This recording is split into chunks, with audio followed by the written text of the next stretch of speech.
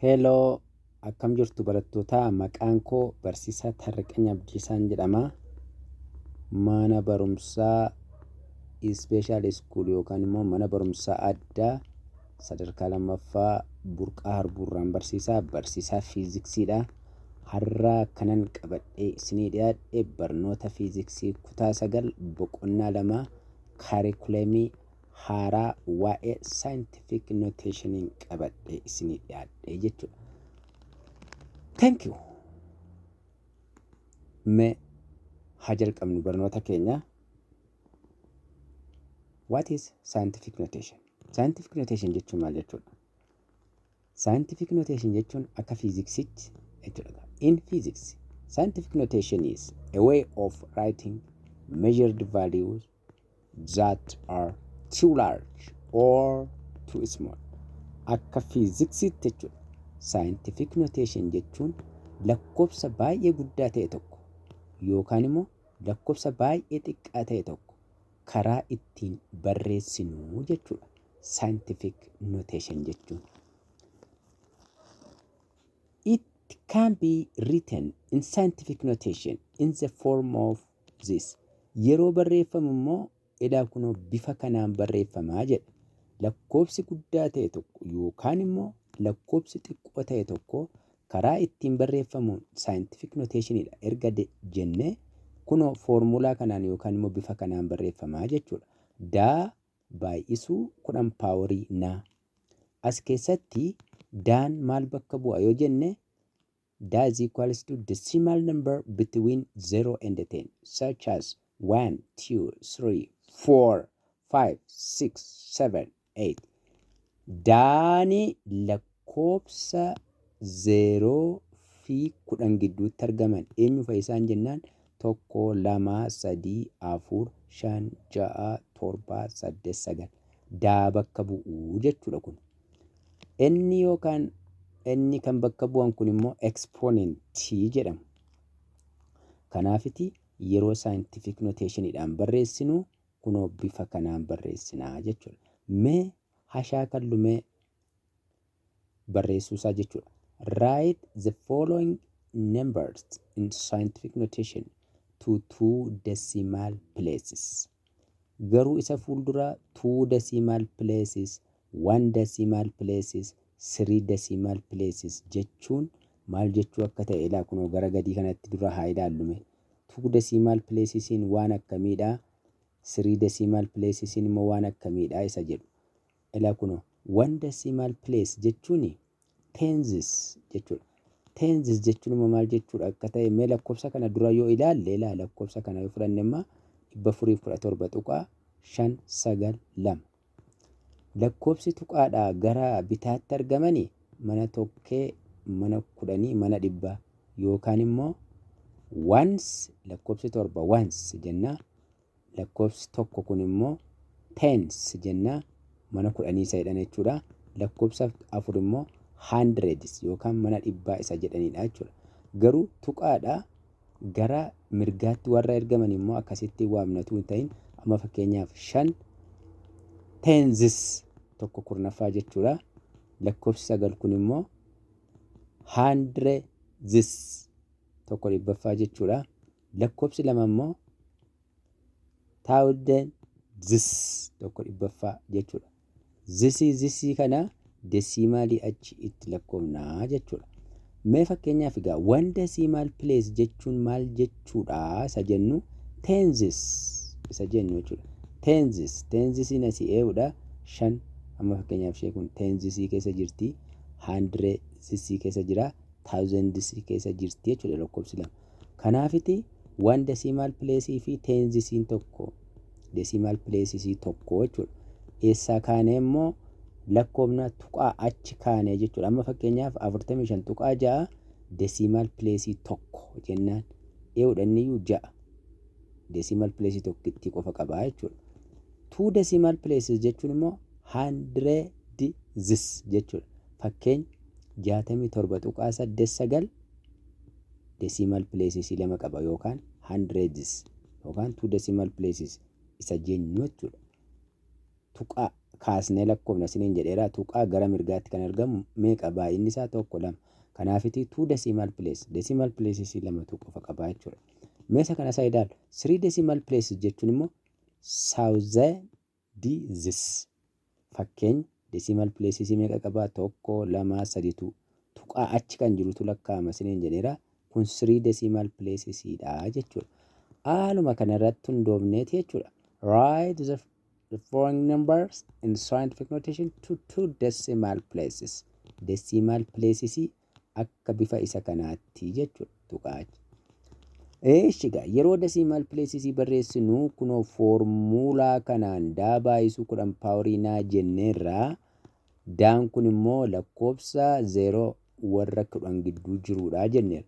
Kanaaf egaa amma decimal places lamaanii lakkoofsa kana barreessuu fi addanaa jalqabna asii jalqabnee gara bitaatti deemnee 2 fi 6 gidduu tuqaa dhannee galchinaa jechuudha.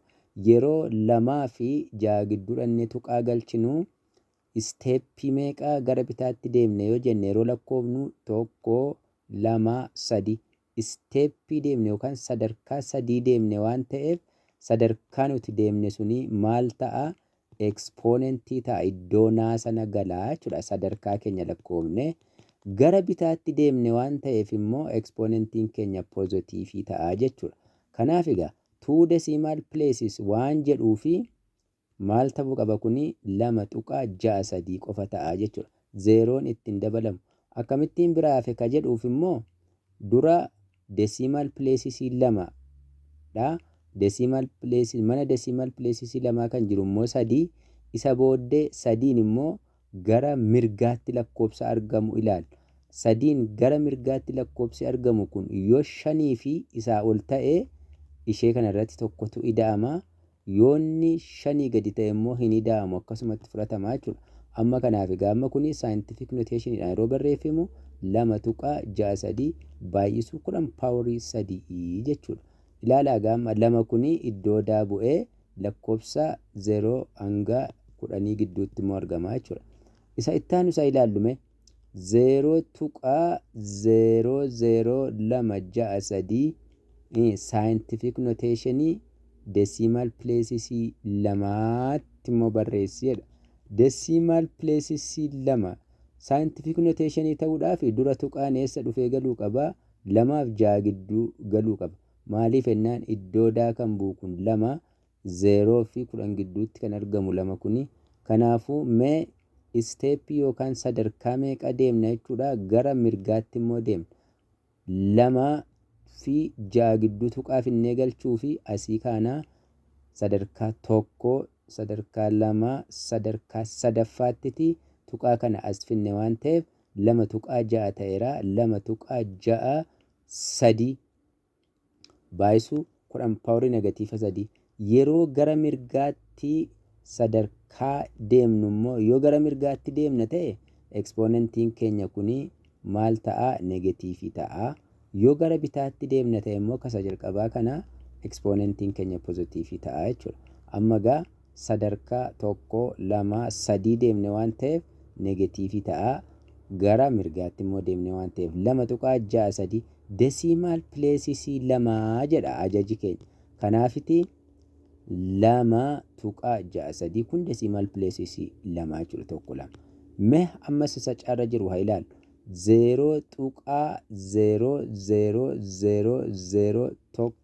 0.0000126 decimal places 2 scientific notation dhaan barreessiidha ajajisaa. Kanaaf egaa unis amma scientific notation dhaan barreessuu fi tuqaan dirqama 1 fi 2 gidduu dhuftee galuu qabdi jechuudha. Maaliif tokko kuni 0 fi 10 gidduutti kan hin argamti waan ta'eef. Kanaaf immoo mee sadarkaa deemnee dhufne ilaallaa jechuudha. 1 fi 2 gidduu tuqaa galchuuf 1 2 3 4 5 6 sadarkaa 6tti gara mirgaatti deeme gara mirgaatti deemnaan immoo ekspoonentiin keenya negatiivii ta'a. 1.26 baay'isuu 10 paaworii negatiiva 6 ta'e jechuudha. Kun sadarkaa nuti deemnedha. Mirgaatti taanaan negatiivii ta'a. Amma addanaa 1.5 jedha. Maaliif kana 6 goone isa jedhu immoo sila isinitti himeera. asitti siqsamaa gara 1.25 decimal places 2 nuun jedhe waan ta'eef dura asitti siqsamaa jechuudha lafa 5 jiru kanatti. Isatti siqsuudhaaf immoo lakkoofsi isaan gara mirgaatti argamu 5 fi isaa ol ta'uusaa dura mirkaneeffannaa. Lakkoofsi gara mirgaatti 5 argamu immoo dhuguma 5 olii 5 fi isaa ol waan ta'eef kanaafuu asirratti tokko idaanee 1.26 goonaa. Inni ga'amma 2 decimal places ta'ee jechuudha 1 2. Mee ammasitti fufna. Inni isa ammas right scientific notation amma garuu inni kun 3 decimal places dhaan kaa'ii jechuudha. Yeroo scientific notationiin barreessitu 3 decimal places dhaan barreessi jedha. Kanaaf egaa inni kun immoo baay'ee lakkoofsa guddaadha. Tuqaan as jira. Asii fuuneeti eessatti geessina jechuudha tuqaa kana 6 fi 7 gidduudhaan ne galchina jechuudha. Mee sadarkaa meeqa deemne isa jedhu lakkoofna dura. 1 2 3 4 5 6 7 8 9 sadarkaa 9 asii achi gara bitaatti deemne. Yeroo gara bitaatti deemnu immoo ekspoonentiin keenya poozitiiviidha jenna. Kanaaf gaamma 6.724 baay'isuu 10 paaworii 9 sadarkaa yookaan isteeppii 9 asii achi deemne waan ta'eef ekspoonentiin keenya 9 ta'a. Decimal places 3 jedha. 6.7 2 4 1 2 3 decimal places 3 sirriidha jechuudha. Hubadhu jedha. Note jechuun yaa'u kana sila isin ibseera. Kun maal jechuu akka ta'e jarri kun walqixa akka ta'e 1 decimal place jechuun tenses jechuu akka ta'e kunoo mee annee gaaffii ashaa kan lume ammasitti mafumne jechuudha. Questions maal jedha? Which of the following is written correctly in scientific notation in 3 decimal place? Scientific notation and sirriitti kan barreeffame 3 decimal places dhaan immoo isa kamii jedha. Amma aarra isa jiru yoo fudhanne decimal places isaayyuu 3 miti. Mee lakkoofne 1 2 3 4 5 5 decimal places dha kun. Kanaafuu gaaffiin gaafatamne immoo 3 yookaan 3 jedha waan ta'eef 3 decimal places miti hin filamu jechuudha. Baarra kan jiru immoo 2.40 baay'isi 10 paaworii 3 kuni scientific notationidhaan barreeffameera. Garuu decimal places isaatu 3 miti. Decimal places isaa meeqa? 1 2 4 0 2 dha jechuudha. Gaaffiin immoo 3 decimal places waan jedhuuf hin ta'u. Sirra kan jiru immoo 0.2401 kun immoo ofuma isaattiyyuu scientific notationidhaan barreeffame. Inni immoo scientific notationidhaan 3 decimal placetti nuun jedhe waan ta'eef ofuma isaatii. Sirra kan jiru immoo scientific notation miti jechuudha. Deebii sirrii kan ta'u daadha. Akkamitti ennaan 2.401 scientific notationidhaan barreeffameera. Kun 2 kuni 0 fi 10 gidduutti argama. Decimal places 3 nuun jedhe waan ta'eef 1 2 3 sirriidha. 10 the power of minus 3. Kanaafuu kun scientific notationidhaan barreeffameera. Inni daarra jiru deebiidha jechuudha. Mee gaaffii lammaffaatti hafuufnu ammas the scientific notation of 0.0068752 100 jechuun maal jechuudha? 2 decimal places jechuudha. Kanaaf iyyuu kun yeroo 2 decimal placesdhaan barreeffamu isa kam ta'a jechuudha. Ilaa kana yoo ilaalle 2 decimal places barreessuu fi tuqaa kana fuudheen 6 fi 8 gidduu galchuun qaba.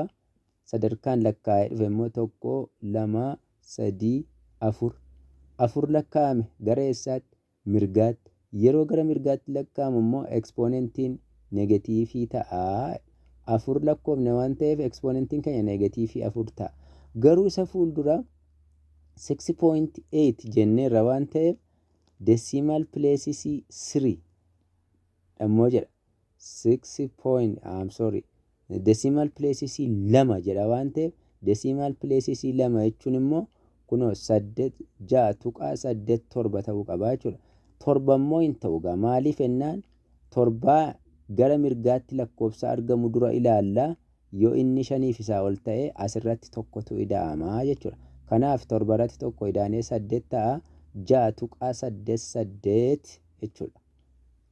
6.88 baay'isii 10 paaworii negatiiva 4 negatiiva 4 kana eessaa finnee ka jedhuuf immoo kun asiitii hamma 6 fi 8 gidduu geenyutti isteeppii yookaan sadarkaa 1 2 3 4 lakkoofne waan dhumneef gara mirgaatti lakkoofnaan immoo ekspoonentiin kun negatiivii ta'a jechuudha.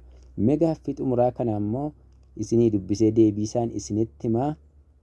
Isin immoo akkamittiin akka inni dhufee ofii keessanii yaaltanii yoo baay'ee homaa dadhabdanii lakkoofsa armaan gadii isiniin kennaa isaan naa bilbiltanii isin ibsuu nan danda'a garuu ofii keessanii yaaltu jalqaba. The correct written scientific notation of 0.999 true decimal place is dash.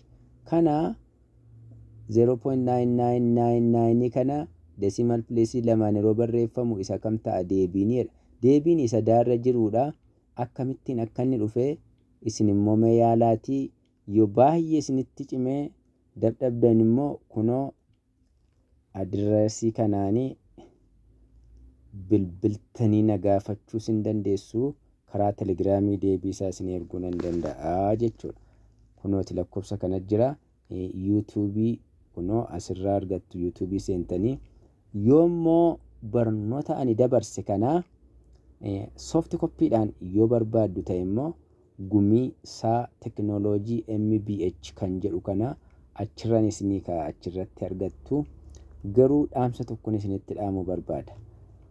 Barattoonni afaan ani ittiin dubbadhu dhageessan kun yeroo adda addaa barattoonni naa bilbilanii keessumaa afaan amman ittiin dubbadhuun barattoonni dhaga'anii akka rakkina keessa jiranidha.